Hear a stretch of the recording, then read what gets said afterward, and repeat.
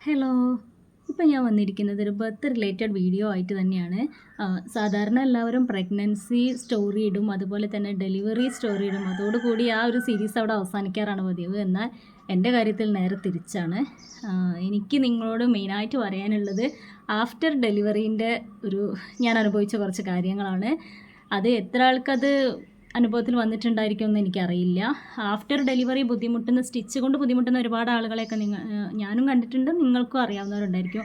പക്ഷേ എനിക്കുണ്ടായ അനുഭവം എന്ന് പറയുന്നത് അത് വേറെ എത്ര ആൾക്കുണ്ടെന്ന് എനിക്കറിയില്ല. എനിക്ക് മാത്രമേ കേട്ടിട്ടുള്ളൂ. അപ്പോൾ ആ കഥയാണ് ഞാൻ നിങ്ങളോട് പറയാൻ പോകുന്നത്. ഞാൻ നേരത്തെ പറഞ്ഞ പോലെ തന്നെ ഞാനിപ്പോൾ ഇതിൻ്റെ മുന്നേ ഡെലിവറി സ്റ്റോറി 2 എപ്പിസോഡായിട്ട് പ്രഗ്നൻസി സ്റ്റോറിയും ഡെലിവറി സ്റ്റോറിയും പറഞ്ഞത് എൻ്റെ മോൻ്റെ ബർത്ത് സ്റ്റോറിയാണ്. അതായത് അവനിപ്പോൾ 12 വയസ്സായി. അപ്പോൾ ഇതിന് മുന്നേ ഉള്ള കാര്യങ്ങളാണ് ഞാൻ പറയുന്നത്. അപ്പം മോനെ പ്രഗ്നൻ്റ് ആയ സമയത്ത് മുതൽ കാണാത്തവരുണ്ടെങ്കിൽ കാണണം കേട്ടോ. മോനെ പ്രഗ്നൻ്റ് ആയപ്പോൾ മുതൽ അവൻ്റെ ഡെലിവറി വരെയുള്ള ആ ഒരു ജേണി എന്താ പറയുക, ശരിക്കും ഡോക്ടേഴ്സ് പറഞ്ഞതുപോലെ 1000-ൽ 1-2 ആളുകൾക്ക് ഉണ്ടാകുന്ന ഒരവസ്ഥയിലൂടെയാണ് ഞാൻ കടന്നുപോയത്. അതെല്ലാം കഴിഞ്ഞ് പ്രസവത്തോടു കൂടി എല്ലാം ഒന്ന് അവസാനിച്ച് സുഖമായി നിൽക്കാമെന്നാണ് വിചാരിച്ചത്. പക്ഷേ അവിടെയും എനിക്ക് വന്നത് ഭയങ്കര ട്വിസ്റ്റാണ്. ഡെലിവറി സ്റ്റോറി ഞാൻ മുന്നേ പറഞ്ഞിട്ടുണ്ട്, അത് കാണാത്തവരുണ്ടെങ്കിൽ കാണണേ. ഡെലിവറി കഴിഞ്ഞ് സാധാരണ 3 ദിവസത്തെ മെഡിക്കൽ കോളേജിലായിരുന്നത് കൊണ്ട് 3-ാമത്തെ ദിവസം തന്നെ വേറെ പ്രോബ്ലം ഒന്നും ഇല്ലാത്തത് കൊണ്ട് ഡിസ്ചാർജ് ചെയ്ത് വീട്ടിലെത്തുകയാണ് ചെയ്തത്. 2 ദിവസം കഴിഞ്ഞപ്പോൾ മുതൽ എനിക്ക് പ്രോബ്ലംസ് തുടങ്ങി. പ്രോബ്ലംസ് എന്ന് പറയണമെങ്കിൽ മോനെക്കൊണ്ടോ അല്ലാതെ എനിക്ക് വേറെ പ്രശ്നമൊന്നുമല്ല. ഞാൻ എന്താണോ അനുഭവിച്ചത് അത് ഞാൻ ഡയറക്റ്റ് പറയണം. അതിൽ ചമ്മലോ മടിയോ ഒന്നും ഞാൻ വെക്കുന്നില്ല. കാരണം ഇത് പലർക്കും ഒരു അറിവാവും എന്നുള്ളത് കൊണ്ട് തന്നെയാണ് പറയുന്നത്. അത് പറയാൻ എനിക്ക് മടിയൊന്നുമില്ല. കാരണം ഞാൻ അനുഭവിച്ച കാര്യങ്ങളാണല്ലോ. അയ്യേ ഇവളെന്താ അതിങ്ങനെയൊക്കെ പറയുന്നതെന്ന് കാണുന്ന നിങ്ങളും കരുതണ്ട. എനിക്കത് അങ്ങനെ തന്നെ നിങ്ങൾക്ക് പറഞ്ഞു തരണം എന്നുള്ളത് കൊണ്ടാണ് ഞാൻ അത് ഡയറക്റ്റ് നിങ്ങളുടെ അടുത്ത് ഷെയർ ചെയ്യുന്നത്. ഡെലിവറി കഴിഞ്ഞ് ഒരാഴ്ച കഴിഞ്ഞ സമയം മുതൽ എനിക്ക് മലദ്വാരത്തിന് ചുറ്റും വേദന ഉണ്ടാവാൻ തുടങ്ങി. സാധാരണ യോനി ഭാഗത്തൊന്നുമല്ല, മലദ്വാരത്തിന് ചുറ്റും വേദന എന്ന് പറഞ്ഞാൽ സഹിക്കാൻ കഴിയാത്ത കുത്തും വേദനയും. അപ്പോൾ സാധാരണ ഇത് എന്താണെന്ന് നമുക്ക് മനസ്സിലാവുന്നില്ലല്ലോ. അങ്ങനെ വേദന എന്ന് പറഞ്ഞാൽ ഇരിക്കാൻ വയ്യ, കിടക്കാൻ വയ്യ, ഒന്നിനും വയ്യാത്ത തരത്തിലുള്ള ഒരു തരം കുത്തിപ്പറിക്കുന്ന വേദന എന്നൊക്കെ പറയില്ലേ, അങ്ങനെയുള്ള വേദന ആയ സമയത്ത് വീട്ടിലുള്ളവരൊക്കെ പറഞ്ഞ് ചിലപ്പോൾ എന്തെങ്കിലും വിരയുടെ ശല്യം അങ്ങനെ എന്തെങ്കിലും ആവുമെന്ന് പറഞ്ഞ് ഞങ്ങൾ ഡോക്ടറെ അടുത്ത് പോയി.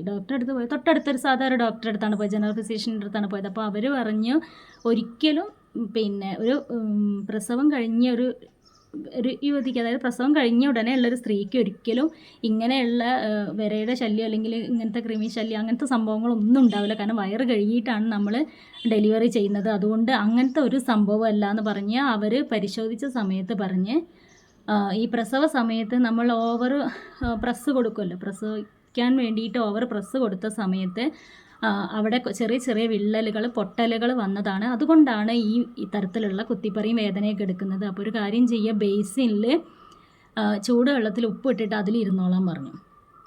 അപ്പോൾ അത് ആലോചിക്കണം നിങ്ങൾ, പ്രസവിച്ച് ഒരു 3, 4, 5 ദിവസത്തിനുള്ളിലാണ് ഈ സംഭവമൊക്കെ. എന്നിട്ട് എനിക്കൊരു ഭാഗത്ത് കിടക്കാനോ ഇരിക്കാനോ ഒന്നിനും പറ്റുന്നില്ല. ഒഴിവ് സമയത്തൊക്കെ ഞാൻ എന്ത് ചെയ്യുക, ബേസിനിൽ ചൂടുവെള്ളം നിറച്ചിട്ട് അതിലിരിക്കുന്ന ഒരവസ്ഥയൊന്ന് ആലോചിച്ച് നോക്ക്. വേദന എന്ന് പറഞ്ഞാൽ ആരെങ്കിലും ഒരാൾ ഇപ്പം ഞാനത് ഒരു മടിയും കൂടാതെ ഞാൻ നിങ്ങളടുത്ത് പറഞ്ഞു. നിങ്ങളത് കേൾക്കുമ്പോൾ വിചാരിക്കും ഇവൾക്ക് എന്താ ഇങ്ങനെ ഒരു സോഷ്യൽ മീഡിയയുടെ മുന്നിൽ വന്ന് ഇത് പറയാൻ മടിയില്ലേന്ന്. പക്ഷേ ഇപ്പോൾ ഞാനത് അത്രയും അനുഭവിച്ച ഒരാളായതുകൊണ്ട് ഇപ്പോൾ എനിക്കത് പറയാൻ ഒരു മടിയില്ല. അന്ന് ആരെങ്കിലും നമ്മളെ കുട്ടീനെ കാണാനോ നമ്മളെ കാണാനോ വരുമ്പം ഇത് പറയാൻ മടിയാണ്. ഇതിങ്ങനെയാണ് പറയുക, എനിക്ക് മലദ്വാരത്തിന് ചുറ്റും വേദനയുണ്ട്, കുത്തും കടച്ചിലുണ്ട്, നമുക്കൊരാളോട് പറയാൻ പറ്റുമോ? അങ്ങനെ അത്രയും അനുഭവിക്കുക എന്ന് പറഞ്ഞാൽ അത്രയും അനുഭവിച്ച് രാത്രിയൊന്നും ഉറക്കമില്ലാതെ ചൂടുവെള്ളത്തിലിരിക്കലായിരുന്നു പതിവ്. അങ്ങനെ പോവാത്ത ഡോക്ടർമാരില്ല. അങ്ങനെ കുറേ ഡോക്ടർമാരെ കാണിച്ചു. എനിക്ക് വയറ്റിലുള്ളപ്പോൾ മുതൽ ഞാൻ കയറാത്ത ഹോസ്പിറ്റലിൽ ഇല്ല എന്ന് പറഞ്ഞതുപോലെ തന്നെ പ്രസവം കഴിഞ്ഞ് ഈ കുഞ്ഞിനെ കൊണ്ട് യാതൊരു പ്രശ്നമില്ല. ഈ കുട്ടീനെയായിട്ട് ഞാനും അച്ഛനും അമ്മയും ഹസ്ബൻഡും പോവാത്ത ഹോസ്പിറ്റലില്ല. കാരണം എനിക്കൊന്ന് ഇരിക്കണം, അല്ലെങ്കിൽ എനിക്കൊന്ന് കിടക്കണം, ഇതിന് കഴിയുന്നില്ല വേദന കാരണം. ഒരു തരം കുത്തിപ്പറിച്ചിലും വേദനയാണ്. അങ്ങനെ ഒരു ഡോക്ടേഴ്സൊക്കെ പറഞ്ഞു, ഞാൻ പറഞ്ഞല്ലോ നേരത്തെ, ഈ പ്രസവ സമയത്ത് നമ്മൾ ഓവർ പ്രസ് കൊടുത്തത് കാരണം മലദ്വാരത്തിന് ചുറ്റുമുണ്ടായ വിള്ളലാണ് ഈ കുത്തിപ്പറിക്കും വേദനയ്ക്കും കാരണമെന്ന്. പിന്നെ പ്രധാനപ്പെട്ട ഒരു പ്രശ്നം എന്താണെന്ന് വെച്ചാൽ ടോയ്ലറ്റ് പോവാനേ വയ്യ. ടോയ്ലറ്റിൽ പോയി ഇരിക്കുന്നത് ചിന്തിക്കാൻ പോലും വയ്യ, കടുത്ത വേദന. അത് എന്ന് കരുതി നമുക്ക് ടോയ്ലറ്റ് പോവാതിരിക്കാൻ പറ്റുമോ? അങ്ങനെ ടോയ്ലറ്റ് പോവാനുണ്ടാകുമെന്ന് പേടിച്ചിട്ട് ഈ പ്രസവിച്ച് കിടക്കുന്ന ഞാൻ ഒരു ഭക്ഷണം കഴിക്കാതെ, ഭക്ഷണം കഴിക്കാൻ പേടിയായി. ഭക്ഷണം കഴിച്ച് കഴിഞ്ഞാൽ ടോയ്ലറ്റ് പോകാൻ ഉണ്ടാവുമല്ലോ, അത് പേടിച്ചിട്ട് ഭക്ഷണം കഴിക്കാതെയായി. അങ്ങനെ അച്ഛൻ ഒരുപാട് ഡോക്ടേഴ്സിനെ കാണിച്ചു. അങ്ങനെ അവസാനം അച്ഛൻ മെഡിക്കൽ കോളേജിൽ ഒരു സർജൻ്റെ അടുത്ത് പോയി, വീട്ടിൽ പോയി കാണിച്ചു. അത് അന്നൊക്കെ നിങ്ങൾ ഓർക്കണം, കുട്ടിക്ക് 28 പോലും കഴിയാത്തൊരു കുഞ്ഞിനെ വീട്ടിലാക്കി പോകാനും പറ്റില്ലല്ലോ. അച്ഛനും അമ്മയും ഞാനും കൂടെയാണ് പോവുക. ഹസ്ബൻഡ് മിക്കപ്പോഴും ഹസ്ബൻഡും ഉണ്ടാവും. അപ്പോൾ ഈ കുഞ്ഞിനെ വീട്ടിലാക്കിയിട്ട് പോകാൻ പറ്റില്ലല്ലോ, കുഞ്ഞിനെ എടുത്തിട്ടാണ് പോവുക. പിന്നെ ഹോസ്പിറ്റലുകളിലൊക്കെ നമുക്ക് പെട്ടെന്ന് കാണിക്കാനുള്ള സൗകര്യം ഉണ്ടായിട്ടാ, കാരണം പ്രസവം കഴിഞ്ഞ പാടുള്ള കുട്ടിയായതുകൊണ്ട്. അങ്ങനെ മെഡിക്കൽ കോളേജിൽ സർജൻ്റെ അടുത്ത് പോയി കാണിച്ചപ്പോൾ സർജനും പറഞ്ഞത് അതുതന്നെയാണ്, മലദ്വാരത്തിന് ചുറ്റിലും കീറലുകൾ സംഭവിച്ചിട്ടുണ്ട്, അതുകൊണ്ടാണ് വേദന എന്നാണ് സർജനും പറഞ്ഞിട്ടുണ്ടായിരുന്നത് പരിശോധനയ്ക്ക് ശേഷം. എൻ്റെ ഒരു അവസ്ഥയൊക്കെ പ്രസവം കഴിഞ്ഞിട്ടും എല്ലാ ഹോസ്പിറ്റലിലും പോയിട്ട് ഇങ്ങനെ കാണിക്കുക. പിന്നെ അതൊക്കെ ഒരു വല്ലാത്ത അവസ്ഥയാണ്. ആ ഒരു വേദന, നമുക്ക് ഓൾറെഡി സ്റ്റിച്ചിൻ്റെ വേദന ഓൾറെഡി ഉണ്ട്, സ്റ്റിച്ച് പൂർണ്ണമായിട്ടും ഉണങ്ങിയിട്ടില്ല. ഈ സ്റ്റിച്ചും കൊണ്ടിട്ടാണ് ഈ നടക്കുന്നത് മുഴുവനും. സ്റ്റിച്ച് എന്ന് പറഞ്ഞാൽ ഒരുപാട് സ്റ്റിച്ച് ഉണ്ടായിരുന്നു, എനിക്ക് എണ്ണത്തിലധികം സ്റ്റിച്ച് ഉണ്ടായിരുന്നു. അതിൻ്റെ കൂടെയാണ് ഈ യാത്ര ചെയ്ത് ഇങ്ങനെ എല്ലാ ഹോസ്പിറ്റലിലേക്ക് നടക്കുന്നത്. അങ്ങനെ അവസാനം മെഡിക്കൽ കോളേജിലെ ഡോക്ടർ ഒരു മരുന്ന് തന്നൊരു സ്മുത്ത് എന്ന് പറയുന്ന ഒരു മരുന്നിൻ്റെ പ്രൊനൗൺസിയേഷൻ അതുതന്നെയാണോ ഒക്കെ അറിയില്ല, SMUTH എന്ന് സ്മുത്ത് എന്ന് പറഞ്ഞാൽ അത് എന്തിനുള്ളതാണെന്ന് വെച്ചാൽ നമ്മൾ ടോയ്ലറ്റ് പോകുന്ന സമയത്ത് ലൂസായിട്ട് പോകാനുള്ളൊരു മരുന്നാണ്. അത് ഡെയിലി കുടിക്കണം എന്ന് പറഞ്ഞു. കാരണം ഞാൻ ഇത് ടോയ്ലറ്റ് പോകുന്ന കാര്യം പേടിച്ചിട്ട് ഭക്ഷണം കഴിക്കാതെ നിൽക്കുന്നത് കൊണ്ടാണ് ആ ഒരു മരുന്ന് തന്നത്. അപ്പോൾ എന്നും രാത്രി അതൊരു 1.5 ടേബിൾ സ്പൂൺ എന്തൊക്കെ അളവെന്ന് ഓർമ്മയില്ല, അത് കഴിച്ചിട്ട് കിടന്നു കഴിഞ്ഞാൽ പിറ്റേ ദിവസം രാവിലെ നമുക്ക് ഭയങ്കര ഇതായിട്ട് മലബന്ധമൊന്നും ഇല്ലാണ്ട് പോയിക്കോളും, അതുകൊണ്ട് ആ സമയത്തുള്ള വേദനയെങ്കിലും റെഡി ആയിക്കോളും എന്നൊക്കെ പറഞ്ഞിട്ടാണ് തന്നത്. അപ്പോൾ എനിക്ക് ഭയങ്കര ടെൻഷൻ, കാരണം ഈ പ്രസവിച്ച് അറിയാലോ, ഈ ഒരു 9 മാസത്തെ എൻ്റെ പ്രഗ്നൻസി ജേണി എന്ന് പറഞ്ഞാൽ ആ ഒരു പ്രഗ്നൻസി ജേണിയോട് കൂടി ഞാനൊക്കെ കൂടി ഒരു പെൻസിൽ പരുവമായിട്ടുണ്ട്. അപ്പോൾ എൻ്റെ ആകപ്പാടുള്ള പ്രതീക്ഷ എന്താ, ഡെലിവറി കഴിഞ്ഞ് നമ്മൾ ശരീരമൊക്കെ അത്യാവശ്യം നല്ലോണം നോക്കി തടിയൊക്കെ വെക്കുമല്ലോ പ്രതീക്ഷ. അപ്പോഴാണിത് ഡെയിലി വയറിളകാനുള്ള മരുന്നെന്ന്. അപ്പം ഞാൻ ഡോക്ടറോട് ചോദിച്ചു, സ്വാഭാവികമായിട്ട് നമുക്ക് ഉണ്ടാകുന്നൊരു സംശയം, ഡെയിലി ഈ സ്മുത്ത് കഴിച്ച് ഡെയിലി ഇങ്ങനെ വയറ്റുന്ന് പോയി കഴിഞ്ഞാൽ ഞാൻ പ്രസവം കഴിഞ്ഞ് 90 കഴിഞ്ഞൊക്കെ പോകുമ്പോഴേക്ക് മെലിഞ്ഞു പോകില്ലെന്ന്. അപ്പോൾ ഡോക്ടർ എന്നോട് തിരിച്ചു ചോദിച്ചൊരു ചോദ്യമാണ്, അപ്പോൾ ഈ ടോയ്ലറ്റ് പോകുന്നതും തടിയും തമ്മിലൊന്നും യാതൊരു ബന്ധവുമില്ല, നിങ്ങൾ നല്ല ഭക്ഷണം കഴിച്ചോളൂ ഒക്കെ അങ്ങനെയൊക്കെ പറഞ്ഞു. എനിക്കിപ്പോൾ അതൊന്നല്ല വിഷയം, എൻ്റെ വേദനയാണ് മെയിൻ പ്രശ്നം. അങ്ങനെ വേദനയ്ക്ക് മാത്രമേ യാതൊരു കുറവില്ല കേട്ടോ, ഉറക്കമില്ലാത്ത രാത്രികൾ എന്ന് പറയുക. കാരണം അപ്പോൾ എൻ്റെ വീട്ടുകാരുടെ അവസ്ഥ ആലോചിച്ച്, പ്രഗ്നൻ്റ് ആണെന്ന് അറിഞ്ഞ അന്ന് മുതൽ പ്രസവം വരെ ഒരു സ്വൈര്യമില്ല. പ്രസവം കഴിഞ്ഞിട്ടെങ്കിലും ഒരു സ്വൈര്യം ഉണ്ടാവുമെന്ന് വിചാരിച്ചാൽ അതുമില്ല. പ്രസവം കഴിഞ്ഞിട്ട് വീണ്ടും അവിടുന്ന് പോരുന്ന 3 മാസം വരെ ഇതന്നെ സംഭവം.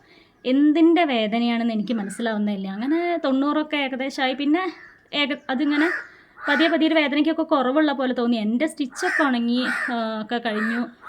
ഈ കാക്ക കഥ പറയാനും സമ്മതിക്കില്ലെന്ന് തോന്നുന്നു. അങ്ങനെ ഏകദേശം 90 കഴിഞ്ഞ് അത്യാവശ്യം നല്ല തടിച്ചൊക്കെ ചെയ്തിട്ട് വേറെ കാര്യം. അങ്ങനെ എന്നെ ഹസ്ബൻഡിൻ്റെ വീട്ടിലേക്ക് കൂട്ടി കൊണ്ടുവന്ന സമയത്ത് നമ്മൾ അവിടെ ആയിരുന്നപ്പോൾ നമ്മൾ വല്ലാണ്ട് കാര്യങ്ങൾ നമ്മൾ ഇത്രയ്ക്ക് അറിഞ്ഞിട്ടില്ല. കുട്ടീൻ്റെ തുണി കഴുകുന്നതായാലും പിന്നെ വീട്ടിലെ പണികളായാലും ഒന്നും നമ്മൾ ചെയ്യുന്നില്ലല്ലോ, അപ്പോൾ അത്രയ്ക്ക് അങ്ങോട്ട് ബുദ്ധിമുട്ട് അറിഞ്ഞിട്ടില്ല. ഇവിടെ എത്തിയ സമയത്ത് മെയിനായിട്ടുള്ള പണി കുമ്പിട്ടിട്ടുള്ള, അതായത് കുനിഞ്ഞിട്ടുള്ള ഒരു പണിയെടുക്കുക. കുനിഞ്ഞിട്ട് പണിയെടുക്കുമ്പോൾ നമുക്ക് ബാക്കിൽ നിന്ന് ഭയങ്കര കുത്തൽ അനുഭവപ്പെടുക. അപ്പോൾ അവിടെ ആകുമ്പോൾ ഫുള്ള് അമ്മയാണ് കുട്ടീൻ്റെ തുണികൾ കഴുകുക, പിന്നെ അവിടെ ആകുമ്പോൾ നമ്മൾ മുറ്റടിച്ചിട്ട് തുടക്കുക തിരുമ്പോൾ, ഇതൊന്നും 90 ദിവസം നമ്മൾ ചെയ്യുന്നില്ലല്ലോ. ഇവിടെ ഹസ്ബൻഡിൻ്റെ വീട്ടിലെത്തിയപ്പോൾ പിന്നെ എല്ലാ പണിയും നമ്മൾ ചെയ്യേണ്ട ഒരവസ്ഥയിലേക്ക് എത്തിയ സമയത്ത് കുനിഞ്ഞ് നിന്നിട്ട് കുട്ടീൻ്റെ തുണിയും കാര്യങ്ങളും കഴുകുമ്പോൾ എൻ്റെ അമ്മയെ പറഞ്ഞിപ്പോൾ ഓർക്കുമ്പോൾ പോലും അങ്ങനെ ആ കുത്തുന്നുണ്ടോ എന്നുള്ളൊരു വേദന. എന്ന് പറഞ്ഞാൽ കുനിഞ്ഞ് നിൽക്കാനേ വയ്യ. പക്ഷെ കുട്ടീൻ്റെ തുണി കഴുകാതിരിക്കാൻ പറ്റും, നമ്മളെ ഡ്രസ്സ് കഴുകാതിരിക്കാൻ പറ്റും. എൻ്റെ ഹസ്ബൻഡിൻ്റെയും കുട്ടീൻ്റെയും ഡ്രസ്സ് കഴുകണം, അതേപോലെ തന്നെ കുട്ടീൻ്റെ മൂത്രത്തുണികൾ കഴുകണം, പിന്നെ വീട്ടിൽ മുറ്റടിച്ച് തരണം, തുടയ്ക്കാൻ സഹായിക്കണം. അവിടെ അങ്ങനെയുള്ള കാര്യങ്ങളൊക്കെ അവരെ സഹായിക്കണ്ടേ. വീട്ടിൽ എല്ലാവരും കൂടി ഇരുന്ന് നിൽക്കുന്ന സമയമാകുമ്പോൾ അപ്പം ഞാനിത് പറയുന്നുണ്ട് വേദന, പക്ഷെ ആർക്കും ഇത് മനസ്സിലാവുന്നില്ല. ആരും പ്രസവിക്കാത്തതല്ലല്ലോ എന്നുള്ള മെൻറ്റാലിറ്റി ആയിരിക്കും എല്ലാവർക്കും ഉണ്ടായിട്ടുണ്ടാവുക. എനിക്ക് എന്താണോ വേദന എന്ന് പറഞ്ഞറിയിക്കാൻ എനിക്ക് കഴിയുന്നില്ല. ചില സമയത്ത് കുനിഞ്ഞിട്ട് അപ്പിട്ട കുട്ടീനെ കുനിഞ്ഞ് എഴുന്നേറ്റ് കഴുകിക്കാൻ പോലും പറ്റാത്ത വേദന എന്നൊക്കെ പറയില്ലേ, അങ്ങനെ ഞാൻ അനുഭവിച്ചു എന്ന് പറഞ്ഞാൽ കറക്റ്റ് ഒരു വർഷം ഒരു വർഷത്തോളം ഞാൻ ആ വേദന കൊണ്ട് നടന്നു. കാരണം ആരോട് പറഞ്ഞിട്ടും ആർക്കും അതിൻ്റെ ഒരു സീരിയസ്നെസ്സും ഇല്ല. അവസാനം പിന്നെ ടോയ്ലറ്റ് പോകുന്ന സമയത്ത് ബ്ലഡൊക്കെ വരാൻ തുടങ്ങി. അപ്പം എല്ലാവരും പറഞ്ഞു മൂലക്കുരുവാണെന്ന് പറഞ്ഞു, എന്നാൽ പൈൽസാണെന്ന് പറഞ്ഞു. എന്നാൽ പൈൽസെങ്കിൽ പൈൽസ്, എന്തായാലും വേദന അനുഭവിക്കുന്നത് ഞാനല്ലേ. ഈ കുഞ്ഞിനെ നോക്കണം, വീട്ടിലെ കാര്യങ്ങളും നോക്കണം, വേദന അനുഭവിക്കണം. എനിക്ക് പിന്നെ ഈ സ്മുത്തിൽ നിന്നൊരു മോചനം എനിക്ക് ഉണ്ടായിട്ടില്ല. ഡെയിലി ഈ മരുന്ന് കഴിക്കാതെ ഒരു ദിവസം മരുന്ന് മറന്നാൽ പിറ്റേന്ന് രാവിലെ ഞാൻ ചത്ത്. ടോയ്ലറ്റ് പോകുന്ന കാര്യം ഓർക്കാൻ പോലും വയ്യ. അങ്ങനെ ഡോക്ടറെ കാണിച്ച് ടോയ്ലറ്റ് പോകുന്നതിൻ്റെ മുന്നേ ശേഷമൊക്കെ വെക്കാനുള്ള ഓയിൽമെൻറ്റും കാര്യങ്ങളൊക്കെ തന്നു. പിന്നെയും ഓരോരുത്തർ പറയുന്ന കേട്ടപ്പോൾ ഞാനും അത് പൈൽസ് ആണെന്നൊക്കെ ഉള്ള ധാരണയിലേക്ക് ഞാനും എത്തി. അങ്ങനെ പിന്നെ ഞാൻ പറഞ്ഞല്ലോ, വേദനൻ്റെ ഒരു മാനസികാവസ്ഥകളൊന്ന് ജസ്റ്റ് ആലോചിച്ച് നോക്കേ. ഇത് കേൾക്കുന്നവർ ആരെങ്കിലും ഉണ്ടെങ്കിൽ ഒന്ന് ജസ്റ്റ് ആലോചിച്ച് നോക്ക്. നിങ്ങൾക്ക് ആർക്കെങ്കിലാണ് അങ്ങനെയെന്നെങ്കിലും ഒന്ന് ആലോചിച്ച് നോക്ക്. നിങ്ങൾക്ക് ഈ മലദോരത്തിൻ്റെ ഉള്ളിൽ നിന്ന് ശക്തമായിട്ട് കുത്തുന്ന ഒരു വേദന, പ്രത്യേകിച്ച് അത് കുനിയുന്ന സമയത്ത് വേദന കൂടുന്ന ഒരു സിറ്റുവേഷൻ ഉണ്ടാകുമ്പോൾ നിങ്ങൾ എങ്ങനെയാണ് അത് സഹിക്കുക? ഞാൻ എങ്ങനെയായിരിക്കും അത് സഹിച്ചിട്ടുണ്ടായിരിക്കുക? ആരോട് പറഞ്ഞാലാണ് കേൾക്കുക? ആർക്കാണത് മനസ്സിലാവുക? അങ്ങനെ ഞാൻ അത്രയ്ക്ക് കഷ്ടപ്പെട്ട് എന്ന് പറഞ്ഞാൽ, നമ്മൾ 3 മാസം എൻ്റെ വീട്ടിലായപ്പോൾ ആ വേദന മാത്രമേ സഹിച്ചാൽ മതിയായിരുന്നു. അപ്പോൾ എനിക്ക് ബാക്കി കുഞ്ഞിനെ ഞാൻ കുളിപ്പിക്കുന്നില്ല, കുഞ്ഞിനെ ഞാൻ കഴുകിപ്പിക്കുന്നില്ല, കുഞ്ഞിൻ്റെ തുണികൾ ഞാൻ കഴുകുന്നില്ല, എൻ്റെ തുണികൾ ഞാൻ കഴുകുന്നില്ല, ഞാൻ മുറ്റടിച്ചിരുന്നില്ല, തുടയ്ക്കുന്നില്ല.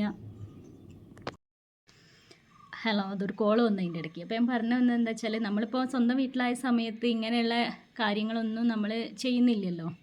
അപ്പോൾ ഹസ്ബൻഡ് വീട്ടിലേക്ക് വന്ന സമയത്താണ് നമ്മളിതിൻ്റെ ആ ഒരു തീവ്രത ശരിക്കും മനസ്സിലാക്കുന്നത്, വേദനേൻ്റെ. അങ്ങനെ ആർക്കും അത് മനസ്സിലാവുന്നില്ല ഞാൻ എന്താണ് ഇങ്ങനെ പറയുന്നത് എന്നുള്ളത്. വേദന എന്താണെന്നുള്ളത് ആരെയും കുറ്റം ഒന്നുമല്ല, കാരണം ആർക്കും അത് അറിയില്ല. കാരണം ഞാൻ ഇങ്ങനെ കുത്തിപ്പറിക്കുന്ന വേദന ഉണ്ട്, അവിടെ വേദന ഉണ്ട്, ഇവിടെ വേദന ഉണ്ടെന്ന് പറയുമ്പോൾ അവരൊന്നെങ്കിൽ അത് പൈൽസായിട്ടോ അല്ലെങ്കിൽ അതിനായിട്ട് ബന്ധപ്പെട്ട എന്തെങ്കിലും അസുഖമായിട്ട് കരുതി കാണണം, അറിയില്ല. അങ്ങനെ പിന്നെ മോനെ ഏകദേശം കറക്റ്റ് പറയുകയാണെങ്കിൽ 1 വയസ്സും 1 മാസമായി. അപ്പം അത്രയും കാലം ഞാൻ ആ വേദന അനുഭവിച്ചു, അത് നിങ്ങൾ ഓർക്കണം. അങ്ങനെ മോൻ 1 വയസ്സും 1 മാസമായ സമയത്ത് ഒരു ദിവസം ഇതേപോലെ സഹിക്കാൻ പറ്റാത്ത വേദന എന്ന് പറഞ്ഞാൽ, മോൻ ഇതേപോലെ താഴെ മൂത്രമൊഴിക്കുക അപ്പിയിട്ട് എന്താ ചെയ്തപ്പം അത് അവൻ കുറച്ച് വെയിറ്റ്, 1 വയസ്സാകുമ്പോൾ കുട്ടികൾ കുറച്ച് വെയിറ്റ് വെക്കുമല്ലോ. അപ്പോൾ ആ വെയിറ്റുള്ള കുട്ടീനെ താഴേന്ന് കുനിഞ്ഞെടുത്ത് പൊക്കിയപ്പോൾ എനിക്ക് സഹിക്കാൻ പറ്റാത്ത വേദന വന്നു. അങ്ങനെ അവനെ കഴുകി കട്ടിലിൽ വെച്ചിട്ട് ഞാൻ ടോയ്ലറ്റിൽ പോയിരുന്നിട്ട് രണ്ടും കൽപ്പിച്ച്, കുറേ കാലമായല്ലോ, 1 വർഷത്തിലധികമായല്ലോ ഇത് സഹിക്കുന്നത്. ഞാൻ അത്രയും സഹിക്കാൻ പറ്റാഞ്ഞിട്ട് ഞാൻ എന്ത് ചെയ്തു, എന്താണ് വേദന എന്ന് എനിക്കറിയണമല്ലോ, കാരണം ഈ 1 വർഷമായിട്ട് ഞാൻ കാണിക്കാത്ത ഡോക്ടേഴ്സ് ഇല്ല. അങ്ങനെ ഞാൻ മലദോരത്തിൻ്റെ അവിടെ കൈ വെച്ച് നോക്കിയപ്പോൾ ഒരു സൂചി പോലെ കുത്തി നിൽക്കുന്നുണ്ട്. അതെനിക്ക് ഫീൽ ചെയ്തു. ഞാൻ ഇങ്ങനെ തൊട്ട് നോക്കിയപ്പോൾ എന്താണ് എനിക്ക് കുത്തുന്നതെന്ന് എനിക്ക് മനസ്സിലായി. ഇത്ര കാലം ഞാൻ കുത്തുന്നു എന്ന് പറഞ്ഞപ്പോൾ എന്താ കുത്തുന്നതെന്ന് ആർക്കും മനസ്സിലായിട്ടില്ല, എനിക്ക് മനസ്സിലായി. ഇങ്ങനെ കൈ വെച്ച് നോക്കിയപ്പോൾ ഒരു സൂചി ഫീൽ ചെയ്തു. അപ്പം ഞാൻ രണ്ടും കൽപ്പിച്ച് പിടിച്ച് വലിച്ചപ്പോൾ ഈ നീളത്തിലൊരു ടൂള്, ഏകദേശം നമ്മളെ സൂചി ഉണ്ടാവില്ലേ, നമ്മളെ സാധാരണ തുന്നുന്ന സൂചീൻ്റെ വലിപ്പത്തിൽ ഈ നീളത്തിൽ ഒരു സാധനമാണ് എനിക്ക് വലിച്ചപ്പോൾ കിട്ടിയത്. എങ്ങനെയുണ്ട്? അത് സംഭവം എന്താ വെച്ചാൽ ഗഡ്സായിരുന്നു. ഒരു നീളത്തിൽ ഒരു ഗഡ്സിൻ്റെ ഈ നീളത്തിൽ ഒരു സംഭവം എൻ്റെ മലദോരത്തിൻ്റെ ഉള്ളിൽ നിന്ന് മുകളിലേക്ക് കുത്തി കിടക്കുകയായിരുന്നു. ആ സാധനമാണ് അതെനിക്ക് ഡെലിവറീൻ്റെ സമയത്ത് മെഡിക്കൽ കോളേജിൽ നിന്ന് സ്റ്റിച്ചിട്ട സമയത്ത് അബദ്ധവശാൽ അവിടെ പെട്ടുപോയതാണ്. അതാണ് പ്രസവം കഴിഞ്ഞ് 4ാമത്തെ ദിവസം 2-3 ദിവസം മുതൽ ഞാൻ വേദന പറയുന്നത്. ഈ 1 വർഷം എനിക്ക് അത് നിങ്ങൾ ആലോചിക്കണം, അത്രയും നമ്മളെ ആ ഒരു ഇറച്ചീൻ്റെ ഭാഗത്താണ് അത് കുത്തി നിൽക്കുന്നത്. അപ്പം ഞാൻ ഇരിക്കുമ്പം ഭാരം താഴേക്ക് കൊടുക്കുന്ന സമയത്ത് ഇത് കുത്തി കയറും. ടോയ്ലറ്റിൽ പോകാൻ ഇരിക്കുമ്പോൾ ഇത് കുത്തി കയറും, കുനിഞ്ഞ് നിൽക്കുമ്പോൾ ഇത് കുത്തി കയറും. ഒരു തുണി തിരുമ്പാനോ എന്തിനെങ്കിലും നമ്മൾ നിലം തുടയ്ക്കാനോ മുറ്റടിക്കാനോ വേണ്ടി കുനിയുമ്പോഴത്തേക്ക് ഇത് കുത്തി കയറും. എത്ര ഞാൻ വേദന അനുഭവിച്ചിട്ടുണ്ടായിരിക്കുന്നു ഇപ്പോൾ ഇത് കേൾക്കുന്ന സമയത്ത് നിങ്ങൾക്ക് മനസ്സിലാവില്ലേ? അങ്ങനെ ഇന്നത്തെ കാലമാണെങ്കിൽ നമ്മൾ എന്ത് ചെയ്യും? ഇതൊരു 10 വർഷം ബാക്കാണ്. ഇന്നത്തെ കാലമാണെങ്കിൽ നമ്മൾ അതും കൊണ്ട് മെഡിക്കൽ കോളേജിലേക്ക് പോകും. അവിടെ പ്രശ്നം ഉണ്ടാക്കും. പിന്നെ നമുക്ക് നമ്മളിതാ സോഷ്യൽ മീഡിയയിൽ ഇടും. അത് ഭയങ്കര വിഷയാക്കാനുള്ള എല്ലാ ചാൻസും ഉണ്ട്. കാരണം അത്രയും ഒരു ശ്രദ്ധക്കുറവ്. ആ ഒരു അവരെ ഒരു ശ്രദ്ധക്കുറവുകൊണ്ട് 1 വർഷം, 1.25 വർഷം ഞാൻ അനുഭവിച്ച ആ ഒരു പെയിനില്ലേ, അല്ലെങ്കിൽ എൻ്റെ വീട്ടുകാർ എൻ്റെ വേദന കണ്ട് സഹിച്ച ആ ഒരു സംഭവമില്ലേ, അത് എങ്ങനെ പറഞ്ഞാലാണ് മനസ്സിലാവുക? അങ്ങനെ സംഭവം പിടികിട്ടി. ഇതാണ് കാര്യം നമുക്ക് മനസ്സിലായി. ഇത് കിടന്ന സ്ഥലമാണെന്ന് മനസ്സിലായി. അങ്ങനെ ഞങ്ങളൊരു ഒരു സർജനെ കാണിച്ചു. അപ്പോൾ സർജൻ പറഞ്ഞു കൊളോണോസ്കോപ്പി ചെയ്ത് നോക്കണം. കാരണം കൊളോണോസ്കോപ്പി എന്ന് പറഞ്ഞാൽ പലർക്കും അറിയുന്നുണ്ടായിരിക്കും. അതായത് മലദ്വാരത്തിനുള്ളിലൂടെ ഒരു സംഭവം കൊത്തിക്കയറ്റി ചെയ്യുന്ന ഒരു ടെസ്റ്റ്, എൻഡോസ്കോപ്പി ഒക്കെ ചെയ്യുന്നത് പോലെ. അപ്പം അത് ചെയ്ത് നോക്കണം. കാരണം ഇത്രയും കാലം ഈ ഗഡ്സ് അവിടെ കിടന്നിട്ട് അവിടെ എന്തെങ്കിലും കേടുപാടുകൾ സംഭവിച്ചിട്ടുണ്ടോ, അല്ലെങ്കിൽ ഇതിൻ്റെ ബാക്കി ഇനിയും ഉണ്ടോ എന്ന് അറിയണമെന്ന്. എൻ്റെ അമ്മേ, അത് മിംസ് എന്നാണ് ചെയ്തത്. കൊളോണോസ്കോപ്പി ചെയ്യാൻ അതിനെപ്പറ്റി കൂടുതൽ അറിയാത്തത് കൊണ്ട് നല്ല ധൈര്യത്തിൽ പോയി. അറിയാമെങ്കിൽ ഒരിക്കലും പോയില്ലായിരുന്നു എന്ന് വേണമെങ്കിൽ പറയാം. അപ്പം ഞാനും ഹസ്ബൻഡും ഒറ്റയ്ക്കാണ് പോയത്. 1.25 വയസ്സായ മോനെ എടുത്തിട്ടാണ് പോയത്. ഞങ്ങൾ അതിൻ്റെ ഉള്ളിൽ പോകുന്നു, ടെസ്റ്റ് ചെയ്യുന്നു, പോരുന്നു എന്നാണ് ഞങ്ങൾ കരുതിയത്. അങ്ങനെ അവിടെ ചെന്നപ്പം വയറ് കഴുകണം എന്ന് പറഞ്ഞു. വയറ് കഴുകുക മീൻസ് ലിംക്ക് 7-അപ്പിൽ ഒരു ചെറിയ ബോട്ടിൽ മരുന്ന് പൊടി തന്നിട്ട് അത് 7-അപ്പിൽ മിക്സ് ചെയ്ത് 1 ലിറ്റർ കുടിക്കാൻ പറഞ്ഞു. അങ്ങനെ അത് കുടിച്ച് ഒരു റൂമിൽ ഇരുത്തി. അങ്ങനെ വയറ് കഴുകലൊക്കെ കഴിഞ്ഞു. വയറ് കഴുകിയതിന് ശേഷം വേറൊരു പ്രോസസ്സിങ് റൂമിലേക്ക് പോകാൻ പറഞ്ഞപ്പോൾ സത്യം പറയാൻ എനിക്ക് അറിയില്ലായിരുന്നു അതെന്താ സംഭവം എന്ന്. അറിഞ്ഞിരുന്നെങ്കിൽ ഞാൻ എന്തായാലും പോയില്ലായിരുന്നു. അവിടെ പോയപ്പോഴാണ് മനസ്സിലായത് കൊളോണോസ്കോപ്പി എന്താണെന്ന് മനസ്സിലായത്. ഈശ്വരാ, അത് ചത്ത് ജീവിച്ചൊരു ഫീലിംഗ് ആയിരുന്നു. ഇതൊക്കെ സഹിക്കേണ്ടി വരുന്ന ഒരു അവസ്ഥ ഒന്ന് ആലോചിച്ച് നോക്ക്. അങ്ങനെ കൊളോണോസ്കോപ്പി ചെയ്ത് റിസൾട്ട് കിട്ടിയപ്പം പറഞ്ഞത് എന്താണെന്ന് വെച്ചാൽ 1 വർഷത്തിലധികം ഒരു ഒബ്ജക്റ്റ് നമ്മുടെ മലദ്വാരത്തിൻ്റെ സ്റ്റാർട്ടിങ്ങിൽ, അത് ആ ഭാഗത്ത് 1 വർഷത്തിലധികം അങ്ങനെ കിടന്നല്ലോ. ഒരു പ്ലാസ്റ്റിക് ആണല്ലോ സംഭവം. അതങ്ങനെ ആ ഒരു കുത്തി അങ്ങനെ കിടന്നത് കാരണം ആ ഭാഗം, അത്രയും ഭാഗത്ത് ഒരു മുറിവ് പോലെ ഒരു കേട് അവിടെ സംഭവിച്ചിട്ടുണ്ട്. അപ്പോൾ അത് മാറാൻ പ്രയാസമാണെന്ന്. കാരണം ഏതൊരു മുറിവും മാറണമെങ്കിൽ നമ്മൾ കുറച്ച് ഉണങ്ങി നിൽക്കണ്ടേ. ഒരിക്കലും ഉണങ്ങി നിൽക്കാത്ത ഒരു സ്ഥലമല്ല അത്. നമുക്ക് കെട്ടി വയ്ക്കാനോ ഒന്നിനും കഴിയില്ലല്ലോ. അപ്പോൾ അതുമാത്രമല്ല, പിന്നെ ഒരുപാട് പിന്നെ മരുന്നും കാര്യങ്ങളൊക്കെ തന്ന് ഒരു ഹീലാവാനുള്ളൊരു ഓയിൽമെൻറ്റ് ടോയ്ലറ്റിൽ പോകുന്നതിന് മുന്നേ ശേഷം അങ്ങനെയൊക്കെ തന്ന് തൽക്കാലം പറഞ്ഞു വിട്ട്.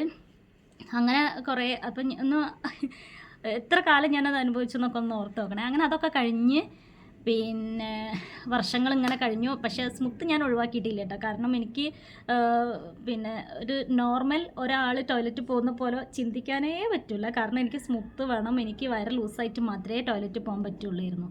എങ്ങാനും അത് ഇല്ലാത്തൊരു ദിവസം വന്നു കഴിഞ്ഞാൽ ചത്ത്, അങ്ങനെ വേണം പറയാൻ. അങ്ങനെ കുറേ കാലങ്ങൾ കഴിഞ്ഞ് അതിനോട് ഞാൻ എന്താ പറയുക, അത് ഉള്ളിൽ ആ മുറിവില്ല, മുറിവ് ഉണങ്ങിയത് കാരണം എനിക്കത് പൊരുത്തപ്പെട്ട് ഞാൻ അങ്ങനെ സ്മുത്ത് മെല്ലെ മെല്ലെ ഒഴിവാക്കി. ബാക്കി അപ്പോൾ ഞാൻ പറഞ്ഞു വന്നത് എന്താണെന്ന് വെച്ചാൽ, ആ ഒരു പ്രസവത്തോടു കൂടി ഞാനൊരു നിത്യരോഗിയായി എന്ന് വേണമെങ്കിൽ പറയാം. എൻ്റെ കൂടെ അങ്ങനെ ഒരു സംഭവം കൂടെ ഉണ്ടായി എന്ന് വേണമെങ്കിൽ പറയാം. അങ്ങനെ മോളെ പ്രഗ്നൻ്റ് ആയ സമയത്ത് ഞാൻ ഈ സംഭവമൊക്കെ പിന്നെ ഡോക്ടറെ അടുത്ത് പറഞ്ഞിട്ടുണ്ടായിരുന്നു. അപ്പോൾ ഡോക്ടർ പറഞ്ഞത് എന്താണെന്ന് വെച്ചാൽ, അപ്പോൾ നോർമൽ ഡെലിവറി വേണ്ട. കാരണം നോർമൽ ഡെലിവറീൻ്റെ സമയമാകുമ്പോൾ നമ്മൾ കൂടുതൽ പുഷ് ചെയ്യുന്ന സമയത്ത് വീണ്ടും അവിടെ എന്തെങ്കിലും സംഭവിക്കാൻ ചാൻസ് ഉണ്ട്. കാരണം ജസ്റ്റ് അവിടെ ഉണങ്ങി നിൽക്കുന്ന സ്ഥലമല്ല, അവിടെ എന്തെങ്കിലും സംഭവിക്കാൻ ചാൻസ് ഉണ്ട്. അതുകൊണ്ട് നമുക്ക് നോർമൽ ഡെലിവറി വേണ്ട, നിങ്ങളൊരു സർജനെ കാണുന്നത് നന്നായിരിക്കും എന്ന് പറഞ്ഞു. അങ്ങനെ ഞങ്ങൾ സർജൻ്റെ അടുത്ത് പോയിട്ട് വീണ്ടും ഇതൊക്കെ തന്നെ സർജൻ്റെ അടുത്ത് പോയി കാണിച്ച സമയത്ത് സർജൻ പറഞ്ഞത് നമ്മുടെ പിന്നെ എന്തെങ്കിലും ഒരു മുറിവ് വന്നാൽ ഉണങ്ങുന്ന സമയമല്ലേ, അപ്പോൾ ഒരു കട്ടിയായിട്ടാണ് അത് ഉണങ്ങുക. അപ്പോൾ അവിടെ ഇപ്പം തൽക്കാലം ആ ഒരു മുറിവ്, അത് 1 വർഷത്തോളം ആ ഒരു പ്ലാസ്റ്റിക് നിന്നിട്ടുണ്ടായ ആ ഒരു മുറിവ് ഉണങ്ങിയിട്ടുണ്ട്. പക്ഷെ കട്ടിയായിട്ടാണ് ഉണങ്ങിയിട്ടുള്ളത്. അതുകൊണ്ട് തന്നെ സാധാരണ ഒരാൾക്ക് ഉണ്ടാവുന്ന മലദ്വാരത്തിൻ്റെ ഒരു സെൻറ്റിമീറ്ററിൻ്റെ കണക്കുണ്ട്, ആ ഒരു വ്യാസത്തിൻ്റെ ഒരു കണക്കുണ്ട്, അതിൻ്റെ നേർപകുതിയേ ഉള്ളൂ. അതുകൊണ്ട് നിങ്ങൾ എന്തെങ്കിലും കാരണവശാൽ പുഷ് ചെയ്യേണ്ട എന്തെങ്കിലും ഒരു സന്ദർഭം വരികയാണെങ്കിൽ അവിടെ വീണ്ടും കീറലോ പൊട്ടലോ ഉണ്ടാവാനുള്ള ചാൻസ് ഉണ്ട്. അതുകൊണ്ട് പിന്നെ വേണ്ട, നോർമൽ ഡെലിവറി വേണ്ട, സിസേറിയനാണ് ഞാൻ പ്രിഫർ ചെയ്യുന്നതെന്ന് സർജൻ പറഞ്ഞു.